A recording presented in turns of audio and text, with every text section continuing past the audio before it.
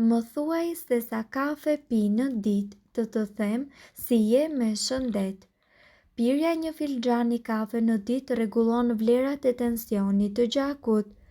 Mirë po, një filxhan në ditë mundet të pengojë edhe ritmin normal të gjumit, do me thënë të përgjumjes. Nëse pini 2 filxhan kafe, kjo do t'ju ndihmoj për të mbrojtur trupin nga sëmundja Alzheimer, kanë zbuluar shkencëtarët.